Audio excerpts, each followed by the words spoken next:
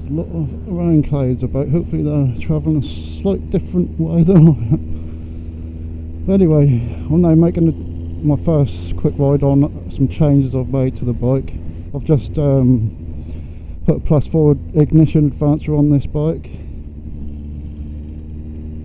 I thought I'd do a quick video today as the road's luckily dried out. It's been raining all yesterday, well, all yesterday afternoon, evening, even snowed in some areas, and that finally dried out. But as soon as I get out on the bike, all the rain clouds turn up. But yeah, the ignition advancer is because a lot of bikes these days it's different because of the electronics and that they can be updated at any dealers, and that they can update them for their region, and ignition timings and all that can be changed on that depending on the type of fuels you got in your country. But on older bikes they used an ignition router. I'll put a picture up with the original one. I'll take a picture of that and put that up. And yeah, they put them on for bikes that were sold in, well, they put them on all because obviously they didn't know which bikes were going where, I guess, but that was to allow the bike to still be able to run fine on poor quality fuels like 90 octane and less, 80 odd octane and less in some countries. So I decided to do that on this. I knew this bike, I think this bike was running a little rich anyway, so I know that will sort of help that out a bit, because that will make the spark ignite the fuel and air mixture a little bit earlier, and therefore burning more of the fuel air mixture in the combustion chamber, making it a bit more efficient. It'll give a slight little bit of power and torque throughout the rev range, but whether that's noticeable at all, I doubt it. It'll probably be a tiny amount. Can't say I've really noticed. I mean, it feels really smooth, but it's always smooth anyway. Maybe it's a little smooth, but that could also be a bit of a placebo effect. But one of the good things is, because when these bikes are cold, they can be a little bit of a pain to start. You put the choke on, press the start button, you usually have to hold the start button for a bit, maybe even give it a little bit of rev still. But no, it starts up nice and quick. You may notice something else if you haven't seen it on my social medias. You may notice something seems a bit different. Maybe you haven't put your finger on it yet. Yeah, if you look down towards my dials and my bars and it, the H-frame is gone.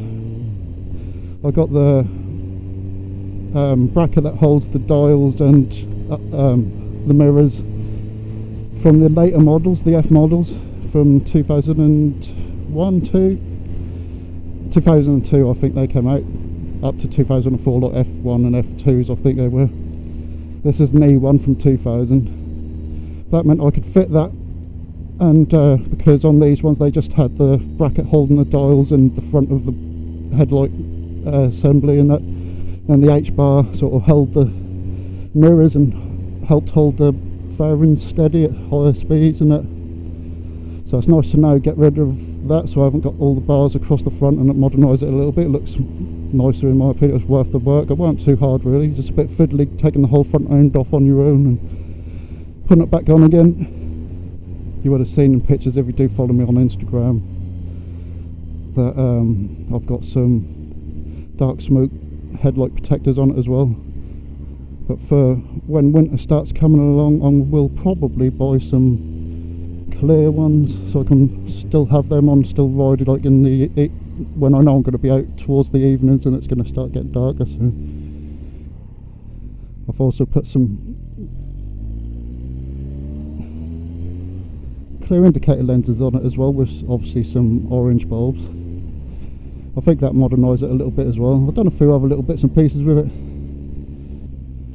I refurbed a couple of brackets which you might have seen on Instagram when I first got it. I noticed the number plate was a bit dodgy, so I took that off, and the number plate bracket was a bit shoddy just because of the age. I was a little bit rusty, and that surface rust mostly, and so I took that back to metal and painted that all up.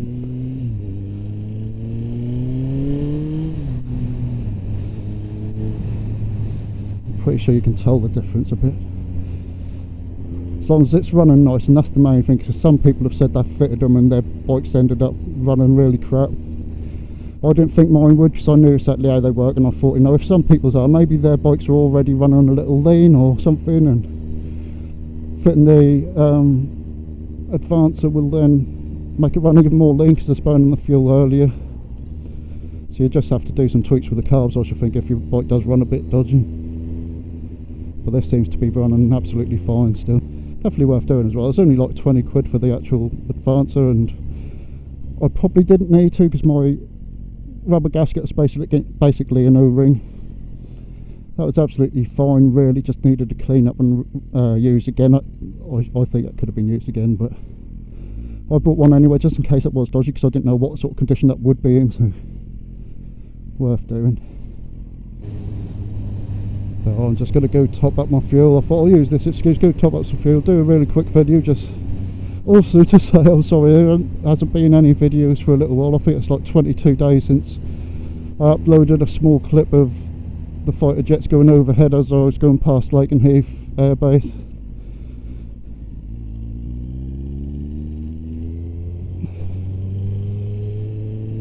I had a feeling they were going that way, but they weren't indicating.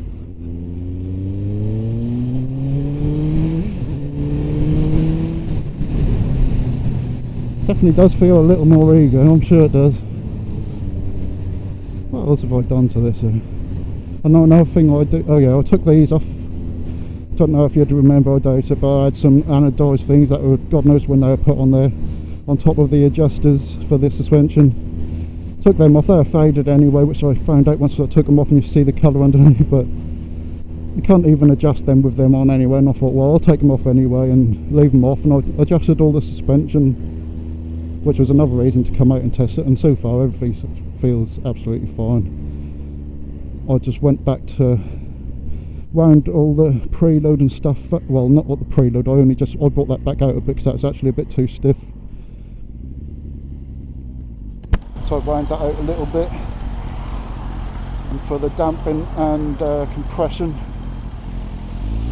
I went by what stock settings they use on these. That's in the owner's manual, where they use like someone at 60 odd kilos, 68 kilos I think they said it was, and I know I'm a bit heavier than that, and they set them at like 10 clicks out on damping and preload. So I thought, well, I'll just put 8 clicks out on all of them, so I wound them all back in. Some of them were set too heavy, too hard anyway, so it should be a bit of a better ride now and more suited to my weight. The only one I didn't change is the rear preload. I changed the damping and compression on that, but I didn't change the preload because, for one, I haven't got a C-spanner. For two, it just don't look how it should. What I think is the lock ring and the adjuster ring are not actually next to each other, not like they're closed. And in the owner's manual that say you should get it done by a Kawasaki dealer, but I'm sure I could do it. I only just got the Haynes manual yesterday. I've got all spare parts and stuff, so I'm going to check in there, see if that's sitting right and what they say, and I'll adjust that when I can. But anyway, I'm going to fill up and I'll see you in a sec.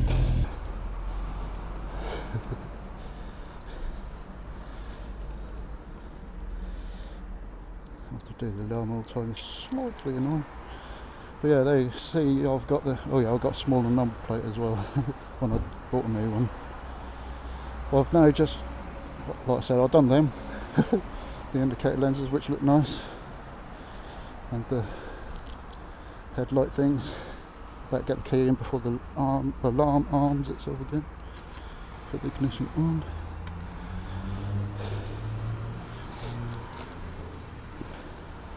Yeah, I've just got some load of spare parts, the original wheels, the blue ones and all that, which I won't use. They're just good to have for spares, the original exhaust, all sorts. But I've also got a new, or better condition rear panel. I haven't got the Ninja stickers there. I thought they're different. In the sun you can see they are like holographic, but in this light they don't, you can't tell at all. But they haven't got those on it, and they're like 40 odd quid from Kawasaki, but they haven't actually got them in stock, so I don't know if they can actually get them anyway. But I've got some like newer black ones, so I might just put black Ninja stickers on there, unless I get someone else to do that. But it's also got a pure Uganda tray which gets rid of all of this. But I don't know if these will mount properly to it, but they'd look better because it's all in blue as well. Beautiful. You like it, do you? Love. Oh yeah.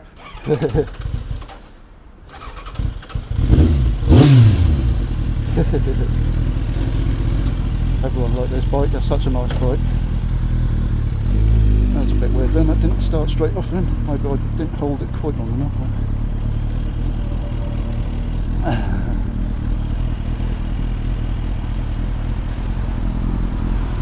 don't think I've done much else I've got about to say. It's the only problem about coming out this time of day. It's only what, 20 to 2. There's a lot of traffic about.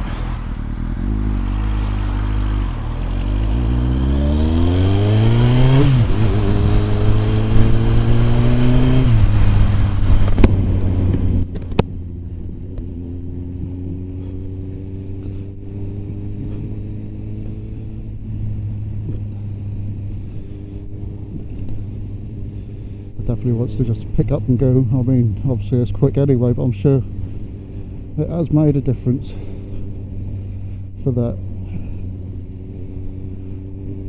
Need to get home now pretty quick and hopefully get the cover over the bike before it rains, but I've got to leave it a bit to cool down as well.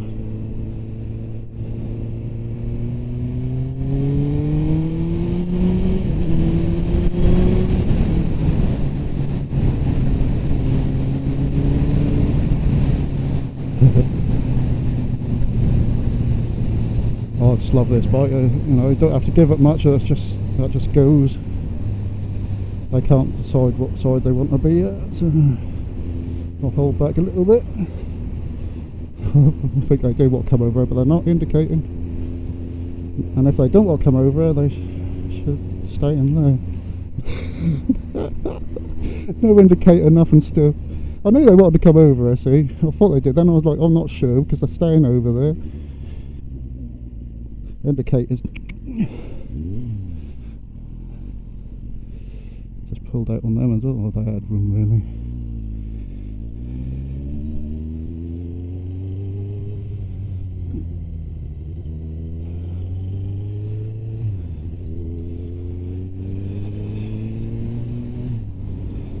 Am I going to have this copper right behind me now, or is he going a different way? Oh, he's got stuck all around a bit. Don't mind too much, but having coppers behind me on roads like this, because you're kind of forced to stay at speed limits anyway for the most part. But on bikes it's so easy just to give it a little too much and pop over the speed of it. And there's one other thing actually I need to get for this bike, which is slightly annoying, because I noticed that on full lock the right hand clip on is at the bar part anyway, is too close to the tank. That's only like this sort of space. Oh, it's now going to start raining on me. Typical. I know it's going to happen. The app said it weren't going to rain till later, but they're always wrong. But yeah, that's really pretty close to the tank, and the left hand one has got quite a big gap, but that's right, that's how it should be. But I said something about it on the owners group on Facebook, and I said I don't know what it is, you know, so it's too close to the thing and that, but the bar seems straight and all that, and luckily someone on there has experienced that before, and he said his was the same. He bought a new bar for it, but then turned out not to be that, because he thought that was bent. But it actually turned out to be the actual clip-on, the clip bit which goes around the fork leg. And these are not adjustable either, because they've got a retaining bolt under the top yoke. You can remove that, I suppose, and move them around and just use the clip-on thing, but I'd rather keep it as it is, just in case it stopped moving about on me when I'm riding. So I'm going to have to buy another one of those, but that's like 70 odd quid just for a piece of metal. Jesus.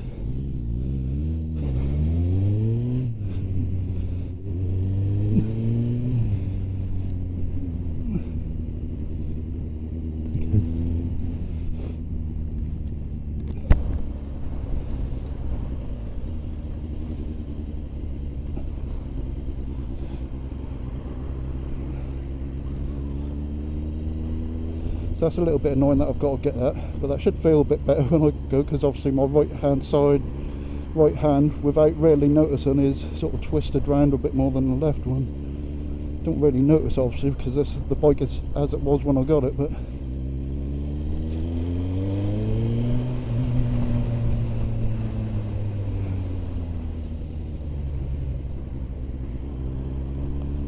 it definitely needs doing really just to make the bike right. Well, it's not something I've got to do in a major rush, especially when you're chilling in traffic and stuff, or chilling on the road and you're not really. Well, this bike is so good you can sit upright. Like I'm upright now. Luckily, it's probably partly because I've got quite long arms, but I can just sort of, with the tip of my fingers, hold the throttle. I can steer a little bit if I need to, and obviously open up the throttle a bit and ride along.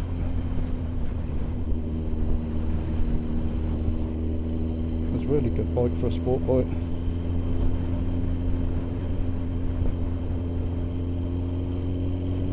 Oh, I forgot to reset my trip as well when I filled up.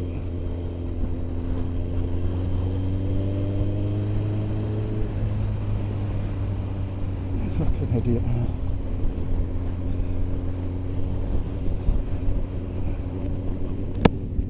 Make your fucking mind up. I should probably put my lights on, but that's no excuse. You should be fucking keeping an eye out. And you can see through them fucking tints, because I know what it's like, because I've had tints on a car before and I can see fine even at night.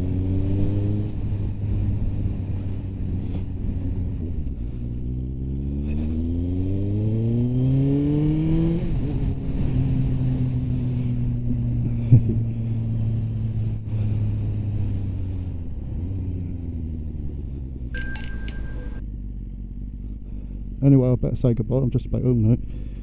Anyway, thanks for watching. Hopefully I'll get these other videos edited up soon. Even the one I'm still editing is from back in March, just like a few days or so after I got the bike, so I am behind a fair bit. So hopefully I'll get that one done soon and you'll get a proper video. I'll see you again when that one comes out.